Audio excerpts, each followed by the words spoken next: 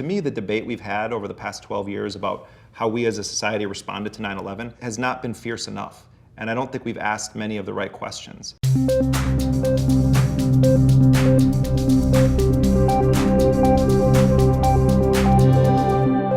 Hi, I'm Reihan Salam, and this is the Vice Podcast.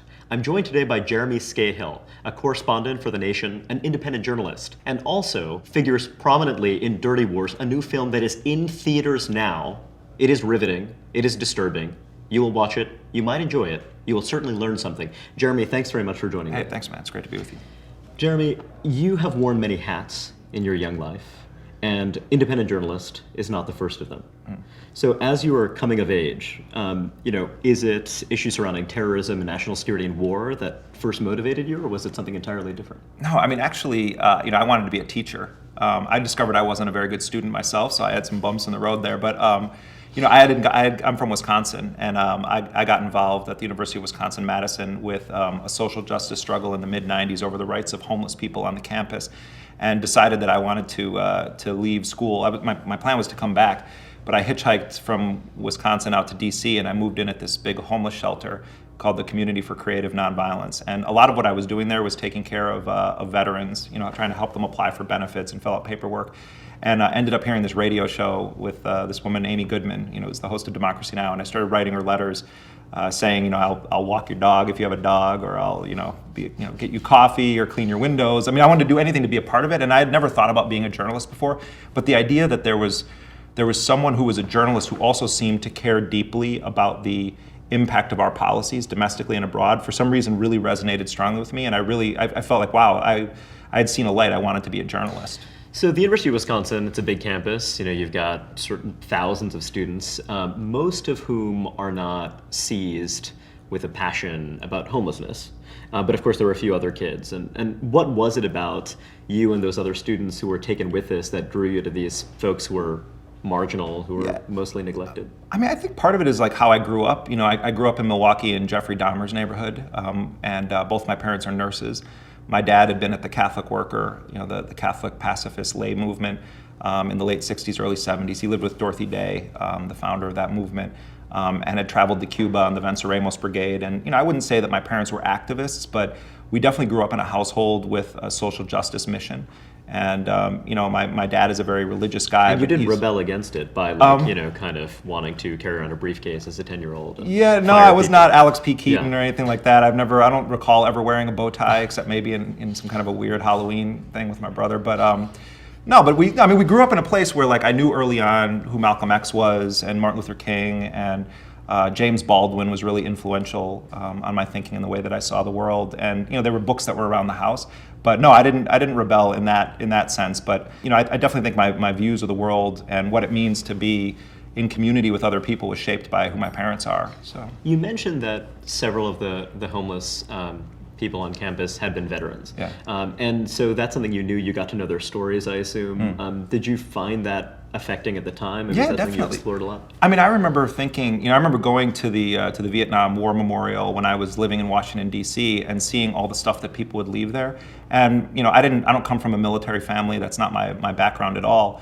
But I remember being sort of profoundly impacted by the idea that these people had been abroad in these wars, and that there are guys that are alcoholics that are living on the street. I mean, to be in a homeless shelter with a substantial portion of veterans in it, I had never thought, I didn't know about that phenomenon at all. And getting to know some of those guys definitely shaped how I saw the way that our nation treats people in the military when they come home. I wouldn't say that was some major event in my life, but years later when I started doing military reporting and looking at the situation of the Veterans Administration and how veterans are treated in our society, I definitely realized that I had an insight into it that I didn't understand at the time. How these people were being treated. You didn't grow up in a military family, but your parents had been shaped by the Vietnam War and the experience of opposing the Vietnam War. Yeah, I definitely. Imagine. I mean, and so that was something that was a theme when you were growing up that was very present for you, would you say? You were aware of that? Yeah, I mean, I remember when military recruiters started coming to our high school, and my dad saying steer clear of them, don't go anywhere near them. But yeah, I mean, we definitely grew up in my dad is a pacifist, and and he's not not an armchair pacifist. He was a guy who really had thought about these issues and believed very deeply in them. And we definitely grew up learning about pacifist tradition. I'm not a pacifist myself. I used to think that I was, but I'm not. But I have tremendous respect for people who stake out that position in life and live by it. You used to think you were. What was the moment when that changed? Well, I mean, ultimately, I think when I sort of studied struggles for liberation around the world, I also was impacted by the writings of David Dellinger, who was one of the Chicago Eight and was a very, very famous pacifist. And Dellinger's writings on the Cuban Revolution were really interesting because he talked about how if you can be an armchair pacifist in the United States, and you can advocate for people who are rising up against a U.S.-backed dictatorship to do it nonviolently.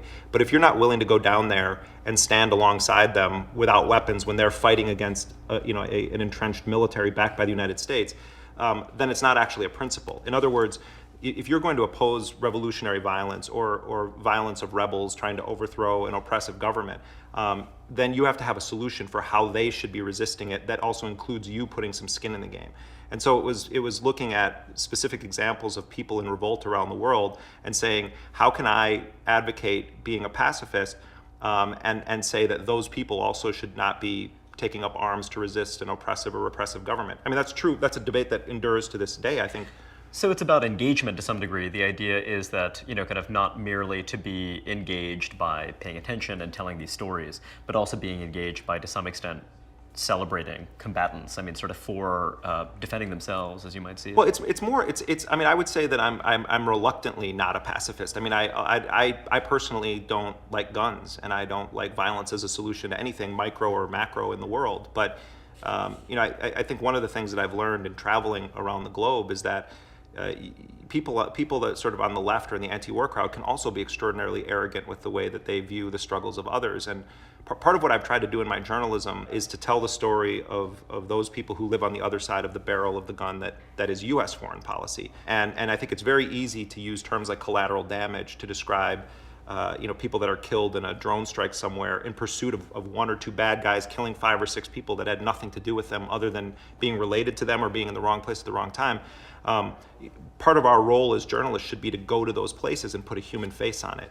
And I think that we don't do enough of that in our media culture in the United States. We don't often go and talk to the other side or the other sides as much as we should. It does a disservice to the idea that we have a democratic media. If we're at war, or we're told that we're at war, and some of us are not willing to go and to the other side and get the perspective of the people that we're told are the enemy, then that does a disservice to media in a democratic society.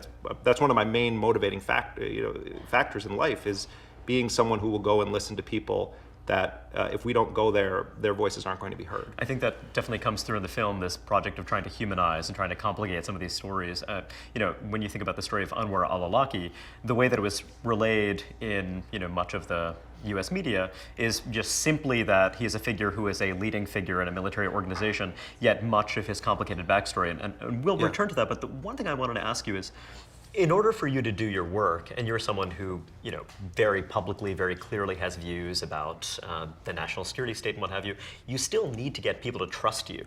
And what I find striking is that to get them to trust you, have you thought about things from the perspective of a frontline operator, from someone who is working within the NSA, the CIA, who is actually designing targeted killings and what have you? How are they seeing this conflict? How do they justify the actions that they're taking? Yeah, I'll tell you something interesting. So I wrote this book about Blackwater, the mercenary company or private security company, depending on how you look at it. And no one from that company would talk to me at all. And it was there was like an edict issued, like, don't talk to Scahill. And then I was doing like book tour and going traveling, speaking around the country.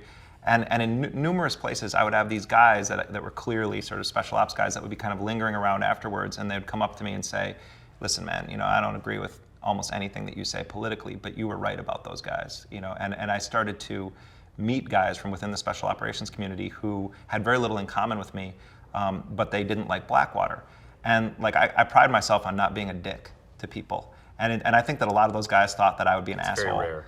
And so the way I responded is I would say, like, let's go get a beer. And I started to get to know guys from that community. And now, I have friends who are former Navy SEALs or worked as drone pilots. And I find them fascinating as people. And some of those friendships turned into source relationships. And they opened, I spend a lot of my time telling people you have to see the humanity in the victims of US drone strikes or night raids or cruise missiles, that we have to back away from this idea that American lives are worth more than non-American lives. And so all this time I'm running around and trying to humanize people on the other side of our foreign policy, and I myself had a cartoonish view of people that were in the special ops community or in the intelligence community. And when I started to see them as humans also, and hear some of their real stories, it changed my perspective in some ways of the world that we live in, but it also gave me a much richer understanding of their stories and why they do what they do. A lot of those guys, the younger generation of guys, were motivated by 9/11, and they enlisted, and they became part of this machine. And what I've seen in my years of friendship with some of these guys is their own views changing. They understood the objective early on. They wanted to be part of a response that was aimed at bringing the perpetrators of 9/11 to justice. Many of those same guys who were all in on that are now saying, I don't quite understand what we're doing in Afghanistan anymore. I know people that have quietly resigned from positions involving targeting Yemen, for instance, because they think it's at cross purposes to the stated goal of trying to end terrorism. But I also know people who will give a forceful defense of it. And they will say, you don't have access to the information that we do. And you're right, with a capital T truth, you're right. But we have to deal with small t truths every day. That's what a CIA targeter said to me recently. We're being shown intelligence on a regular basis that these are dangerous people that are plotting against the United States. And the options available to us are send a SEAL team in to get them, which means that some of our guys could be killed, or take them out with a drone strike. And that's how they see what they're doing. It's not that they're immune to the bigger truths of all of these wars. It's that their job is to target individuals that are supposedly representing imminent threat to the United States. And then when you get down into the granular level and you talk about what is imminence, the Justice Department redefined that term in that white paper that was leaked, and it was sort of a ridiculous redefining of imminence to the point where anyone who's ever been involved with a plot represents a permanent, enduring, imminent threat to the United States. But I do think that this is the debate we should be having right now. And I think to some extent, my understanding is that it is taking place in some of these US intelligence agencies and within the military itself. But I don't think that enough of us, coming from my perspective, take the time to understand how these programs work or to get to know people within it. And part of it is that there's total mistrust. There's a huge gap.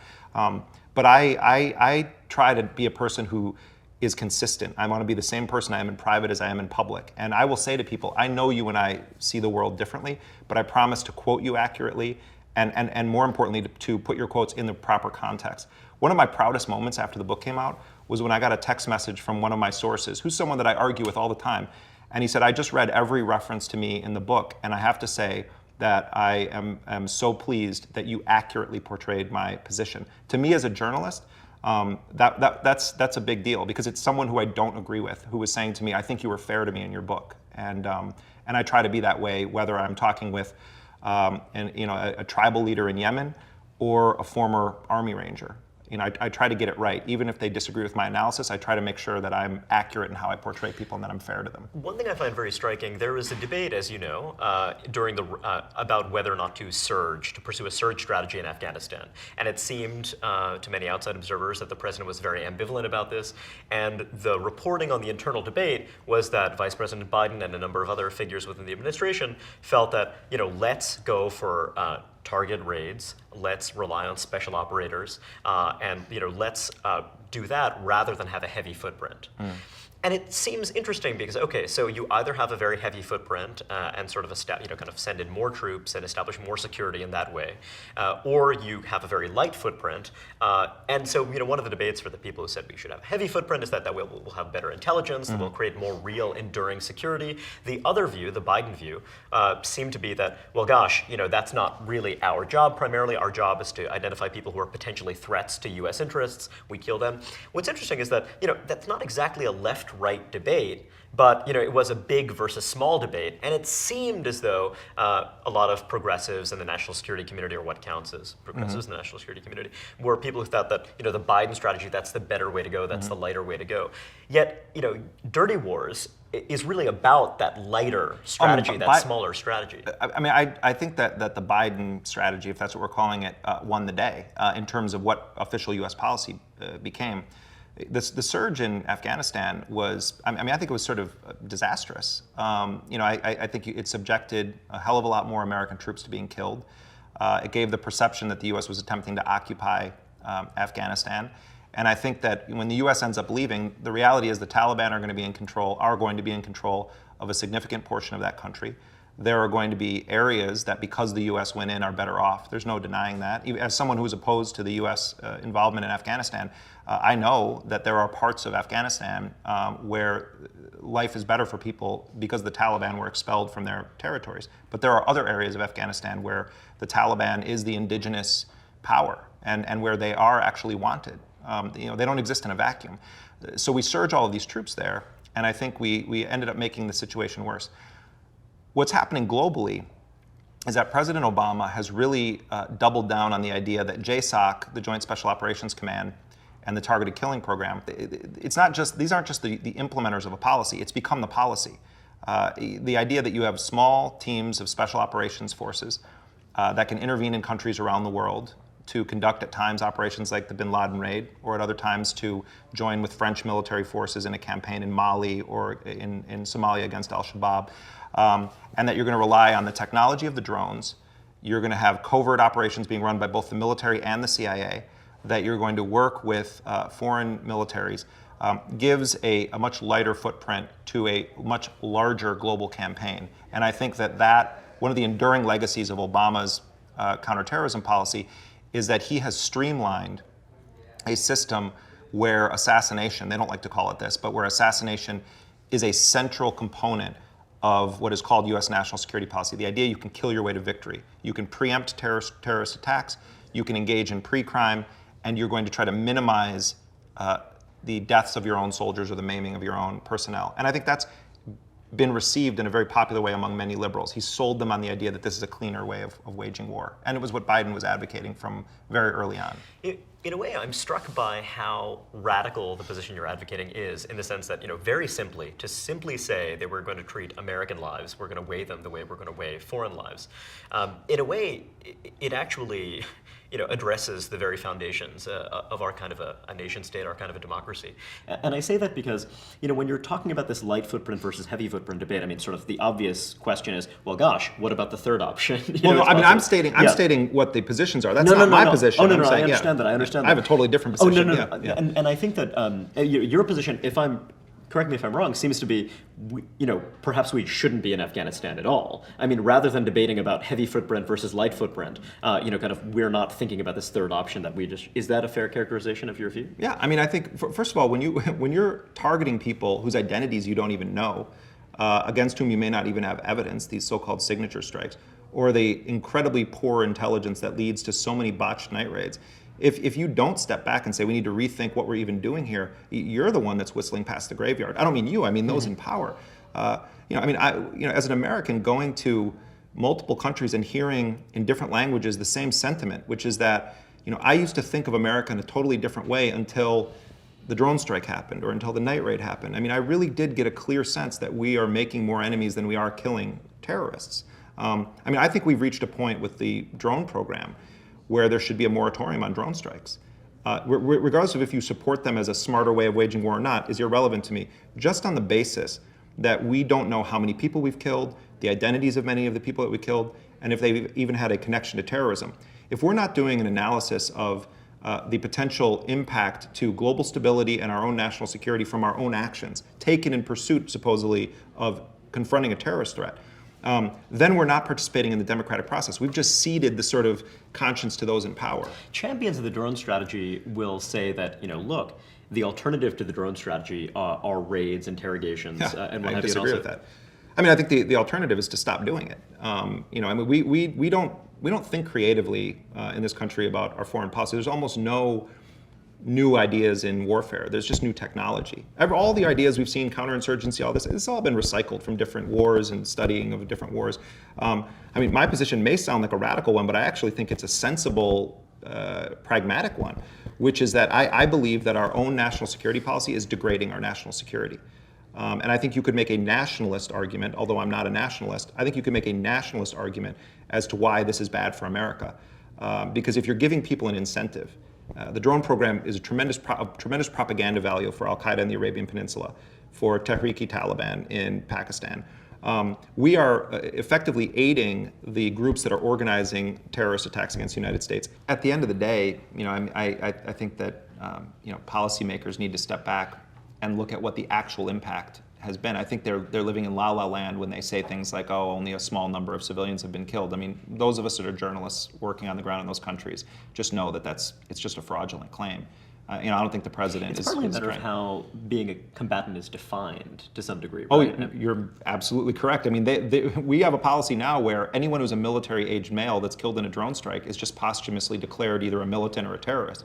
I mean, that's a grotesque form of pre-crime. And military age, that's between 70 and 15? Is Well, that right? I mean, it depends on. I mean, it depends on who you ask. Some would limit it and say, that it's between 18 and 40. There were some reports that they were doing it anyone above the age of 15 all the way up to 70. And part of it is because of the way that secrets are kept in this country. We don't actually know the extent of the policy when we're talking about these signature strikes. We don't actually know.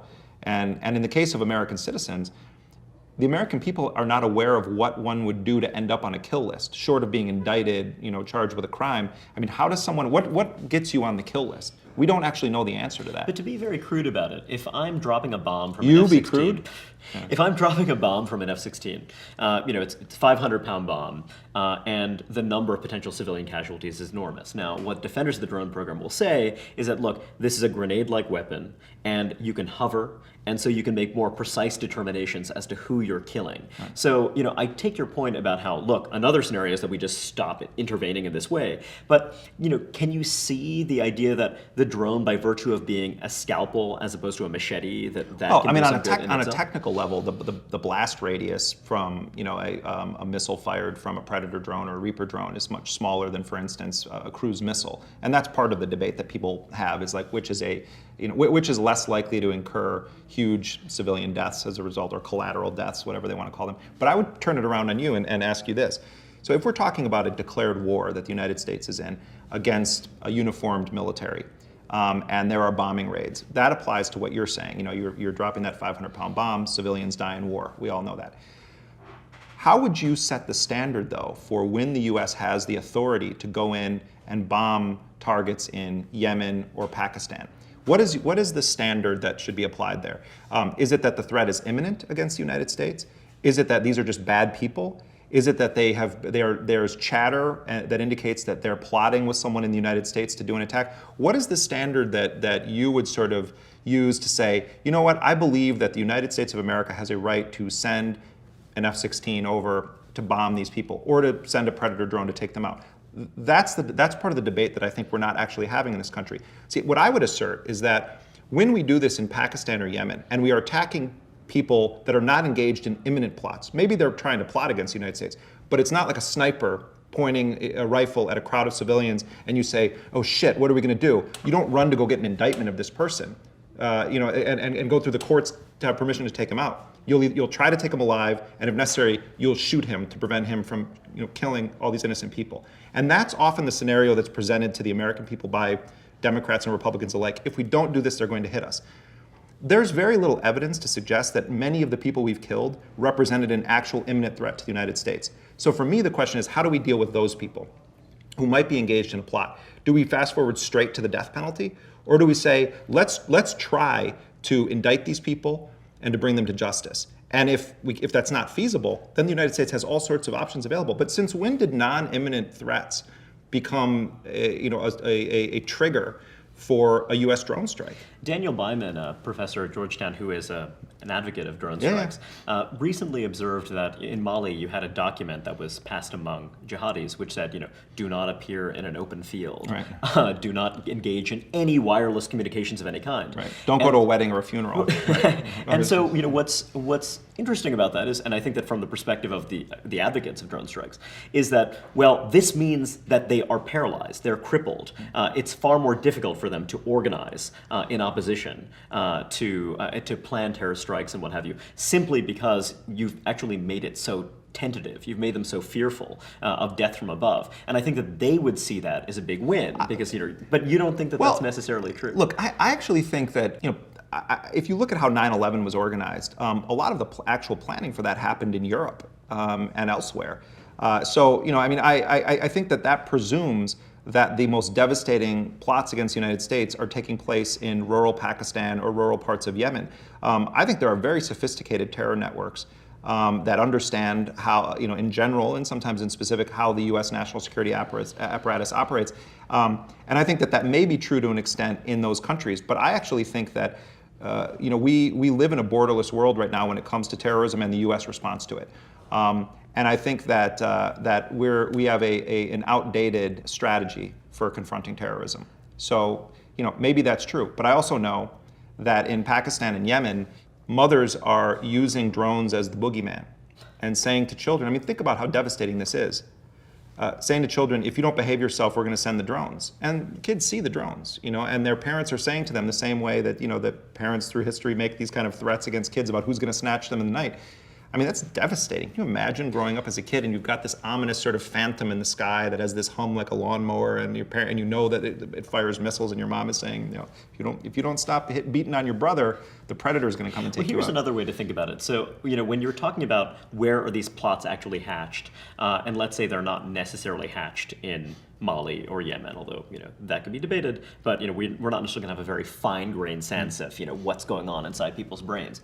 But those are countries that are full of relatively powerless people, and from the perspective of the United States and its allied countries, which tend to be very affluent, powerful countries, those people are irrelevant in your domestic political conversation. Whereas if you were trying to throw your weight around in the same way in an affluent, developed country, then you would meet with a lot of resistance. So to some extent, what we're dealing with here is simply the fact that it's cheaper to engage in this kind of action in these places. Is that I do think that I think I don't most policymakers, I don't know if any of them would, or senior officials in the White House would own this, but I do think that part of their strategy with drones is deterrence. That's pretty much what you're describing there.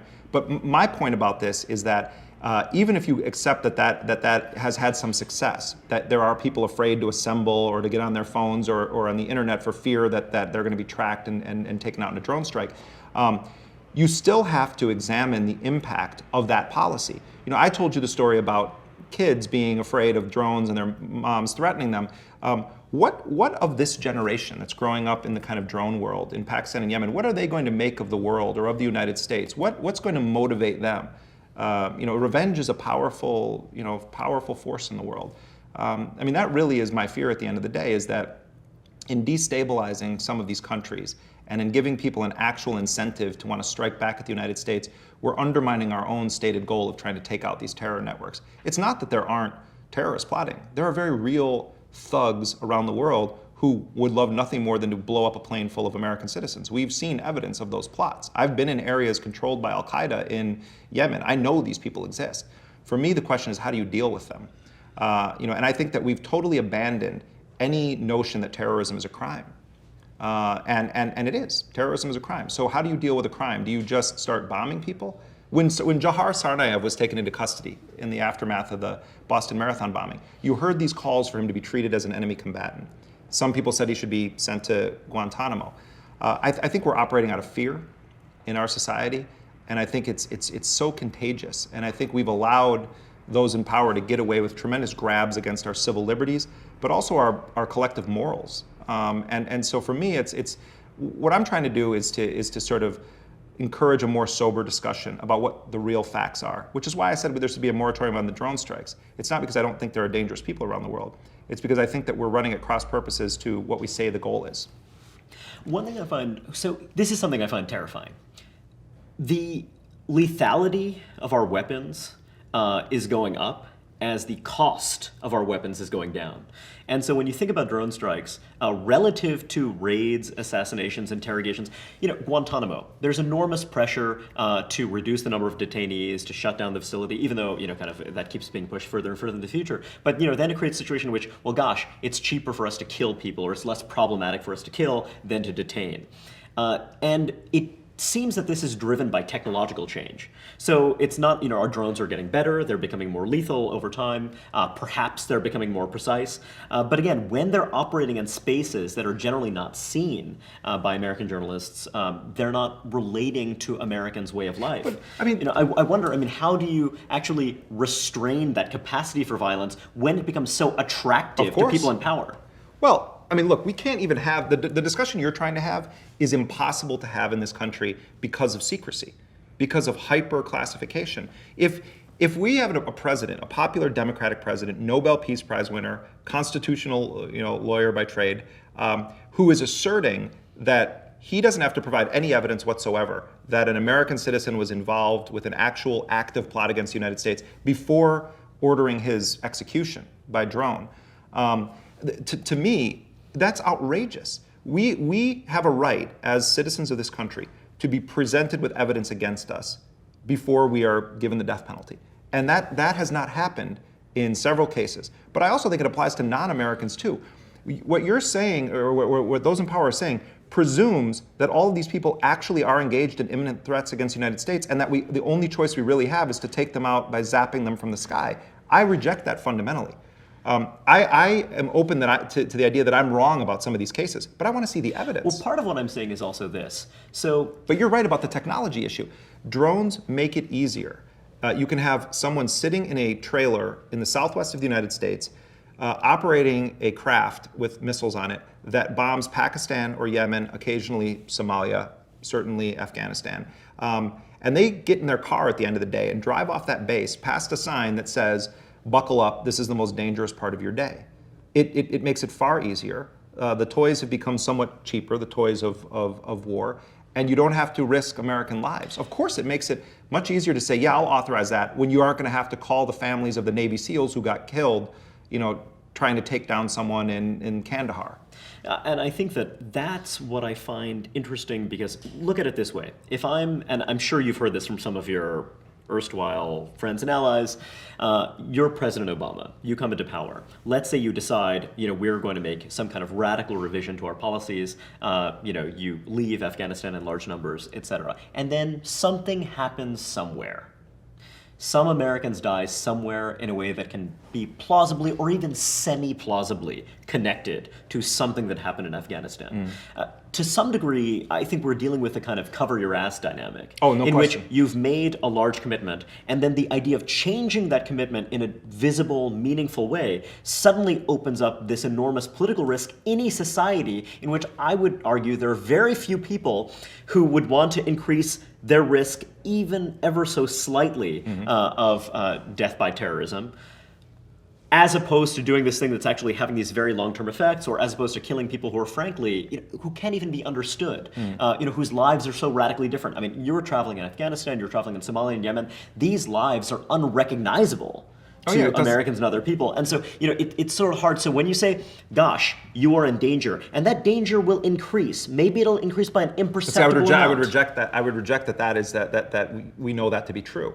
I think you made a brilliant point a moment ago about the political consideration.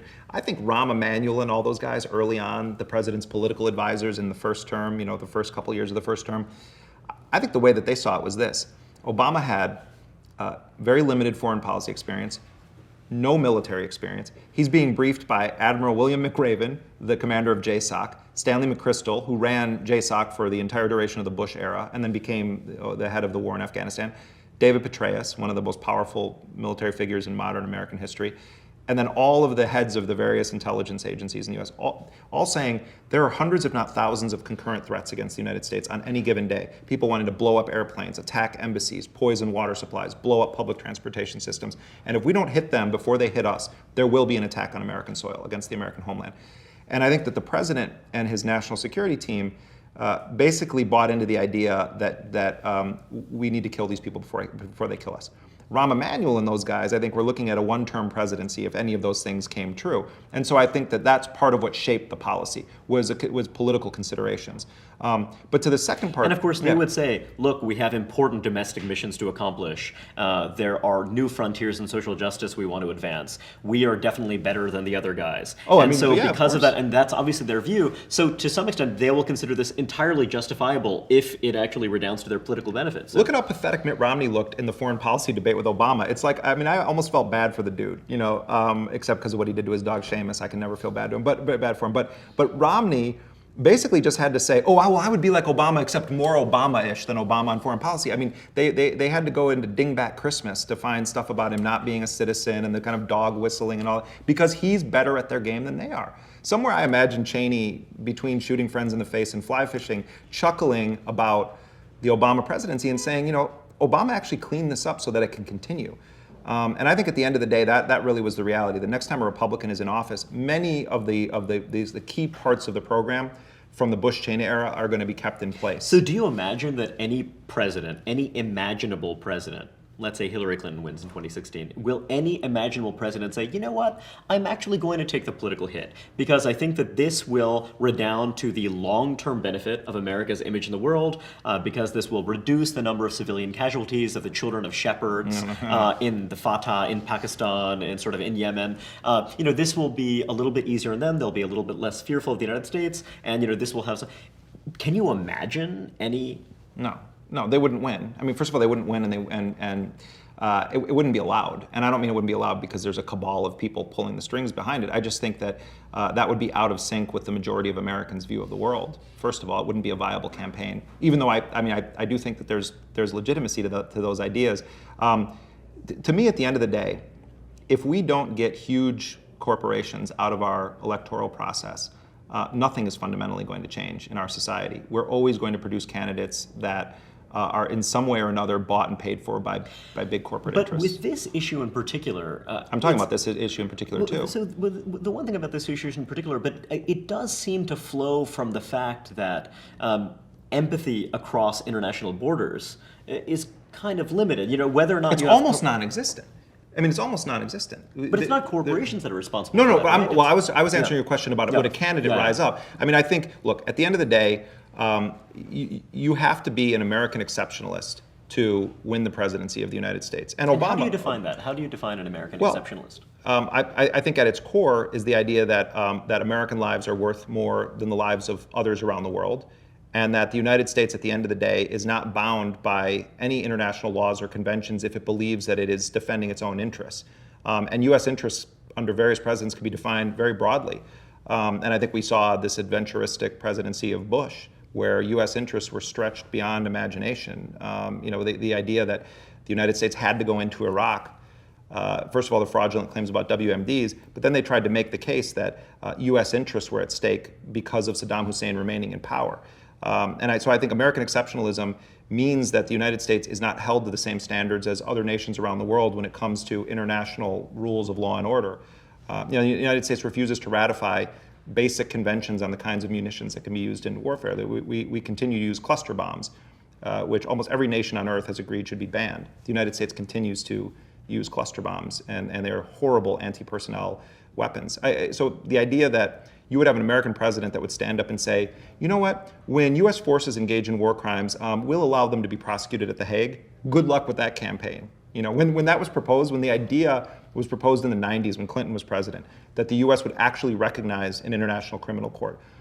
There were lawmakers on Capitol Hill who discussed putting forward a bill, the Hague Invasion Act, that would have authorized U.S. military forces to go in and snatch U.S. personnel who were being prosecuted for war crimes, if that ever happened. Well, you're sounding very fatalistic. So, I mean, do you see the work that you're doing to persuade people?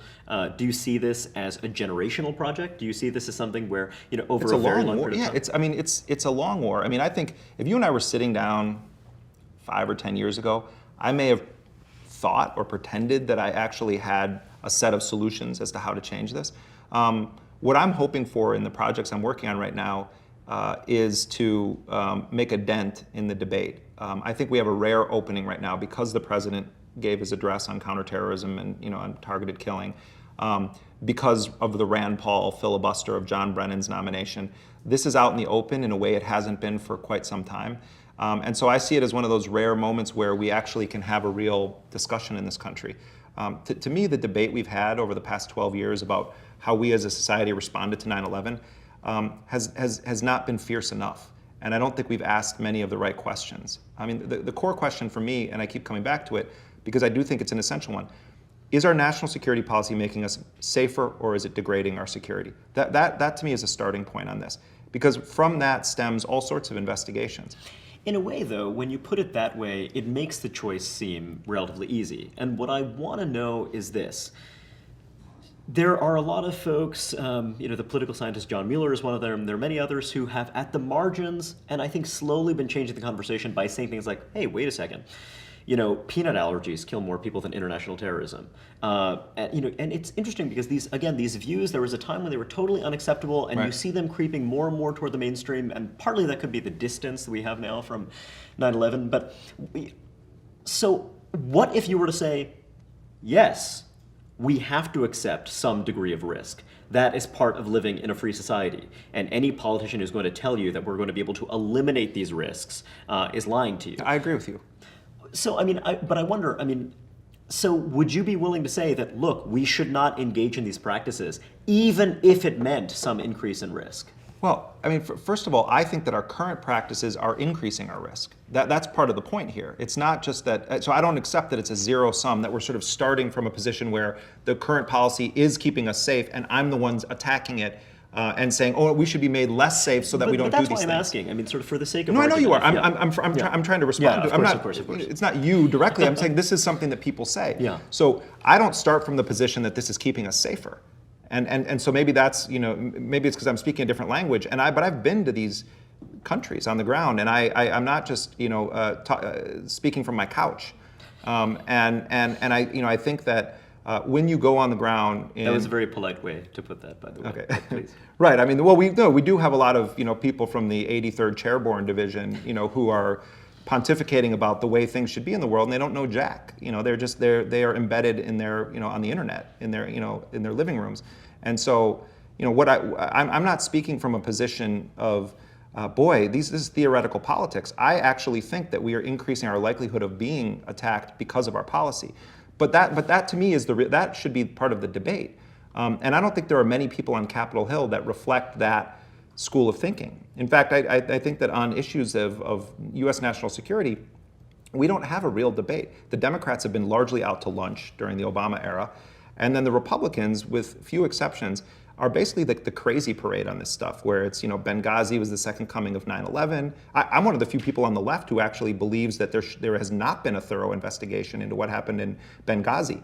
But the debate or the investigation has been disserved by the crazy parade of conspiracy theorists who are harping about Susan Rice. Our ambassador was killed there in an incredible breach of that consulate. I don't believe it was just some loony bin reaction to a video of the Prophet Muhammad. I think that there were covert actions that were going on in Libya that we are not aware of, and that there was a low-intensity war happening, and I think it was a very well-organized attack on that consulate, not a spontaneous demonstration. But we can't have that real debate, and the White House has been given cover by the Michelle Bachmans of the world, if you get what I'm saying. So I'm all for living in the real world and having these debates, but we can't exclude the possibility that our policy is part of the problem, or else it's not a real debate. It's not intellectually honest. Libya is a fascinating example because here was a case where you had Britain and France very keen to intervene, and it seemed as though the Obama administration was reluctant to do so. And then, given that its allies had gone in, entered. And I think that this could be, from someone who is an Obama defender, could be just the view that, this person is doing his best in an extraordinarily difficult situation, having gone in there, wanting to maintain a light footprint. Light footprint to some degree means that there's going to continue to be chaos. And the reporting now seems to suggest that in Benghazi there was some effort to actually identify various dangerous weapons that had been there, and so kind of they had personnel. It wasn't actually a consulate as such. It was characterized after the fact in order to. But it seems that wow. It just seems like an impossible situation for him to be in, and for his team to be in. And it seems that, what was the other choice they could have made? First of all, we got in bed with very unsavory characters in Libya, and Gaddafi was not brought down in a domestic uprising. That's not, that's often what the story is. There was a U.S. and NATO air war that really led to Gaddafi's downfall. I don't know that Gaddafi would have been overthrown had the United States not gotten involved to the degree that it did. So then that goes back to the old questions about regime change, and is it the business of the United States to be intervening in the affairs of other nations? And that's you have the Richard Holbrooke sort of school of foreign policy and Susan Rice is a key player in this. President Clinton and Hillary Clinton, have been fierce advocates of the idea that the United States should use a humanitarian basis for intervention. That was what the Yugoslavia War was all about, the 78-day air war in 1999. Democrats like to frame things in terms of humanitarian interventions. There's a lot of pressure right now, for instance, on the White House to intervene more directly in Syria. And I actually give President Obama a lot of credit for not doing that, because I think that it's a fool's errand. The United States should have learned a lesson from Afghanistan when it was funding the Mujahideen and arming them in the battle against the Soviet Union. We got involved with this epic proxy war, and it came back to hit us. I'm more in line with conservatives about Syria than I am with a lot of my liberal friends who are pushing for President Obama to intervene. I don't think the U.S. should be intervening in Syria. One of the other arguments is that had we intervened earlier on, and not necessarily intervened militarily, but had we formed connections with the opposition and what have you, perhaps we'd know more about the opposition and be in a better position to influence the situation. But you don't find that persuasive? I mean, look, I think that I think to sort of put on a more empire hat. The U.S. the U.S. intelligence in that region is almost totally bankrupt. I mean, this is a big part of the problem. It was part of why the 9/11 attacks happened. The United States didn't have any operatives that had infiltrated Al-Qaeda to speak of. In Yemen, our intelligence has largely been outsourced to a corrupt network of informants and the Saudis. In countries like Syria or Libya, the extent of the U.S. relationship with those regimes had to do with the rendition program, or the extraordinary rendition program, where both Bashar al-Assad and Muammar Gaddafi cooperated with the CIA and the U.S. I think that we have relied so heavily on technology, on signals intercepts, on drone strikes, and on other governments' intelligence agencies, that we don't have a very clear independent picture that allows us to analyze what U.S. interests would actually be in some of these countries. Now, you're giving a specific example about knowing who the rebel groups are. That would be part of it. Often we're playing catch up, or it seems like those in power are playing catch up, trying to figure out who the good guys are and who the bad guys are. And in Syria, you have some pretty thuggish characters that would almost certainly be on the receiving end of U.S. military or intelligence aid.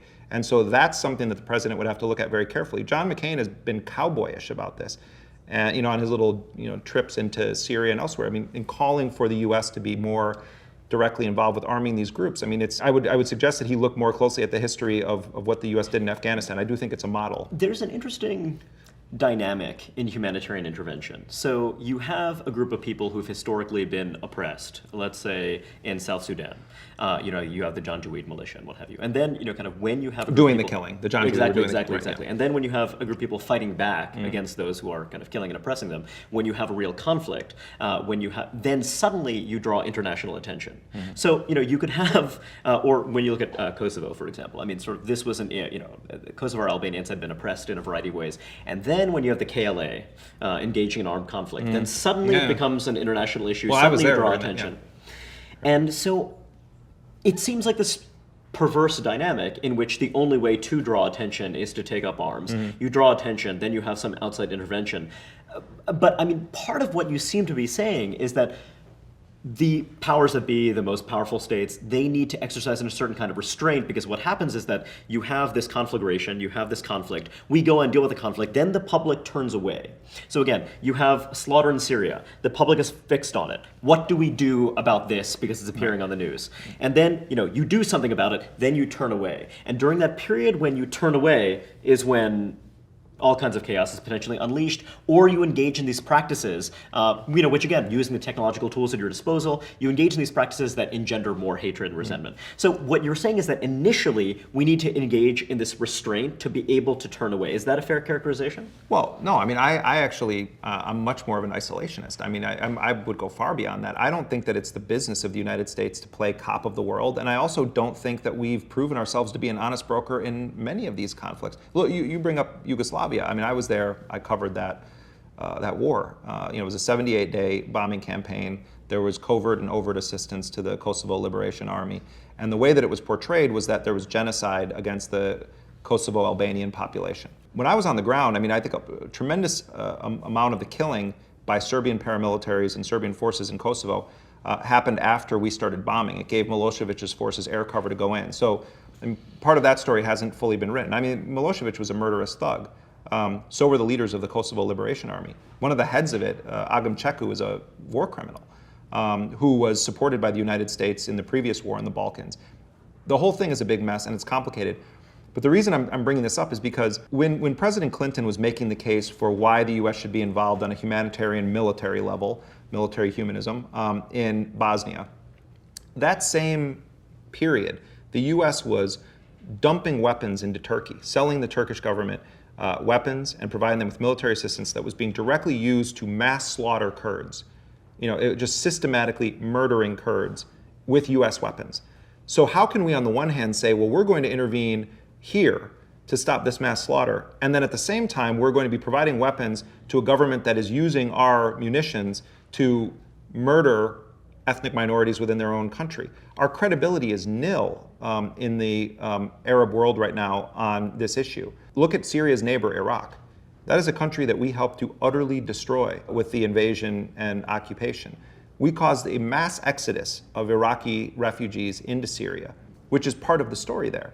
So how are we now going to be the people that come in and say, "Oh, let's end this by giving these rebel groups weapons so they can overthrow a guy that we support when it's convenient for our interests"? I mean, I just think we have nothing in the bank of credibility on a military level around the world anymore. And it's nothing to say about it's not saying anything about the men and women in the U.S. military, or even the people that are sort of looking at counterterrorism as their primary goal in life. It's the policymakers who have engaged in a series of disastrous interventions over several decades, but let's just talk about in the post 9/11 world, that I think have really made it difficult for us to appear to be an honest broker in any of this. I'm sure I'm driving you nuts right now. But I think that what I find interesting is that you're someone who clearly has very deep empathy for the people in these zones of conflict, and I imagine that empathy is not just about the fact that they might be the victims of American military strikes. And what's confusing here, and I don't mean just because what you're saying is confusing as such, but it's, so you have Americans who have this humanitarian impulse. The trouble is that humanitarian impulse doesn't last. I mean, sort of, it's there during this focused moment when, you see hunger or deprivation or violence on the television I wish we news. had the credibility. I wish we had credibility to be viewed as an honest broker. I think, look, when we talk about Yugoslavia, Yugoslavia is such a complicated history that it's almost impossible to have a serious debate about it, because you either sound like you're an apologist for one side in that civil war, or you come off as a naive interventionist who just believes that what the United States does is go in and stop genocide. And somewhere sort of in the mix of this is the reality of what does it mean when the U.S. intervenes for humanitarian purposes in another country. In Syria, my concern would be that if the U.S. intervenes, it actually would make it worse. And that it would accelerate killing, or that by giving weapons to these groups, it will create blowback. I mean, I want the horror in Syria to come to an end, but ultimately it's a civil war. Ben Emerson, the UN rapporteur who has Yeah, addressed terrorism and and related issues, and he's condemned the U.S. drone program. He's talked about how what we ought to address, what the affluent countries ought to address in sort of these zones of conflict, is poverty and authoritarianism and other sources of desperation. Is that kind of where you think we ought to wind up? Is that kind of the thing, kind of rather than don't intervene militarily, but are there other steps that we, as kind of citizens of wealthy, powerful democracies?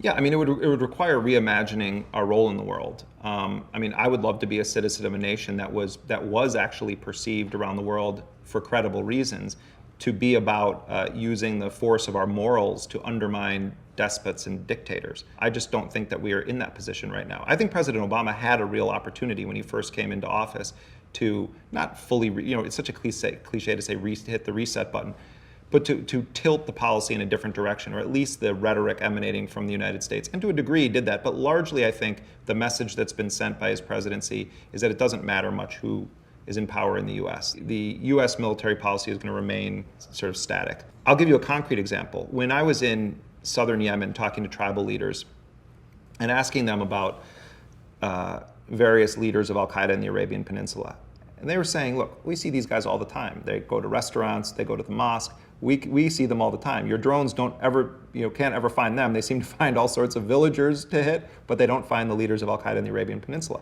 And I said, what would it take for you guys, if the United States demanded their extradition, to hand them over?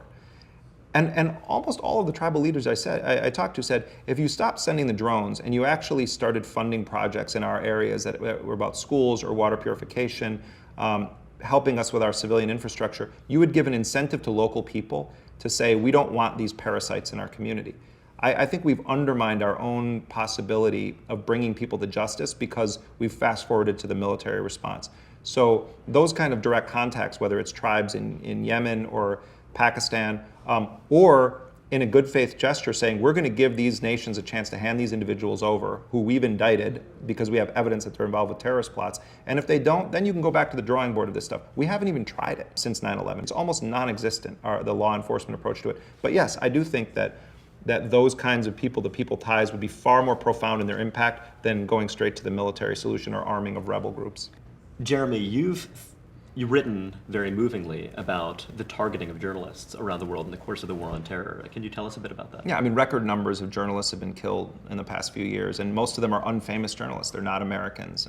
We all know about the targeting of the Associated Press's phone records and what happened with James Rosen, the Fox News reporter, and of course the prosecution of whistleblowers under President Obama. In our film, one of the stories that we tell is about a journalist named Abdullah Haider Shaya, who was a Yemeni journalist that had gone to the scene of the first missile strike that President Obama authorized against Yemen in December of 2009.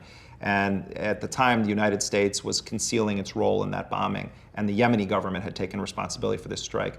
And they said that they had taken out an al-Qaeda camp. And this Yemeni journalist goes there and takes photographs of women and children being pulled out of the rubble, and photographs the US cruise missile parts, and sends them around the world to media outlets and to Amnesty International. Amnesty International then has a munitions expert look at it and determines that it was a US missile attack. So we knew now that under President Obama, Yemen was being bombed. And this journalist was going on prominent networks around the world talking about how America was now bombing Yemen. He, shortly after he started blowing the whistle on this, was abducted by Yemen's US-backed security forces, taken to a political security prison, beaten, and told, if you don't stop talking about this, we're going to put you back in here for good. He went straight that night to Al Jazeera and went on the air and said, I was just threatened, I was beaten, and he continued to report on this. And he was interviewing leaders of al-Qaeda in the Arabian Peninsula and he was doing real journalism. And I've extensively reviewed his work, and he was a really serious, independent-minded journalist who puts to shame many of the people sitting in the front row at the White House press briefings in terms of the kinds of questions he would ask jihadist leaders. I mean, he was a truly remarkable guy. Anyway, long story short, he keeps reporting this, and eventually his house is raided. He's taken to prison and disappeared for 30 days. He then is hauled into a specialized criminal tribunal that was set up in part to prosecute journalists in Yemen who had committed crimes against the Yemeni dictatorship. And they charged him with being an al-Qaeda facilitator. And he was sentenced to 5 years in prison. His trial was condemned by every major human rights and media freedom organization in the world as a sham trial in a kangaroo court. He gets sentenced to 5 years in prison. There's such an outcry in Yemen over his imprisonment from civic society groups, from tribal leaders, that the dictator of Yemen, Ali Abdullah Saleh, decides to pardon him. And word leaks in the Yemeni media that he's going to pardon Abdullah Haider Shaya. And that day, he gets a phone call from the White House, not from some undersecretary of blah, blah, blah, from the president himself. And President Obama says that the United States is deeply concerned about reports that you're going to release Abdullah Haider Shaya, this journalist, and the pardon is then ripped up. And he remains in prison to this day. And in early June, I'm sure the backstory behind this is fascinating. I can tell you part of it. In early June of this year, he smuggled a note out of prison and said, there's only one person responsible for keeping me in this jail, and it's President Barack Obama. Now, what's the backstory of it? Well, first of all, you don't need to take my word for it. The readout of that phone call is on the White House website. And they don't deny that they did it, that they called and said, we don't want him released. They claim that he is connected to al-Qaeda and that he's involved with terrorist plots. I don't know a single journalist that has worked with him. I haven't found anyone that can produce a single shred of evidence to suggest that this guy was anything other than a journalist who was covering the al-Qaeda beat. And my personal belief is that the White House did not want him interviewing al-Qaeda figures and did not want him exposing the aftermath of US drone strikes and missile strikes. And I think that that's why the White House is keeping him in prison. And to me, it's just utterly shameful. This is a guy who did work for the Washington Post, ABC News, NBC. We know that Anwar al-Awlaki, the American citizen who was an imam that was killed in Yemen in a drone strike in 2011, some of his most outrageous statements that we know of came because Abdullah Haider Shaya interviewed him and asked him tough questions. about his praising of Nidal Hassan's shooting of his fellow soldiers at Fort Hood, about praising the underwear bomber, the attempt to blow up a civilian airplane over Detroit on Christmas Day 2009, because he asked him tough questions. And so my belief is that he's in prison because he was a good journalist in Yemen. And I think it's just utterly shameful that he's still there. Thanks very much, Jeremy. I really appreciate your time. Thank you. It was great to talk to you.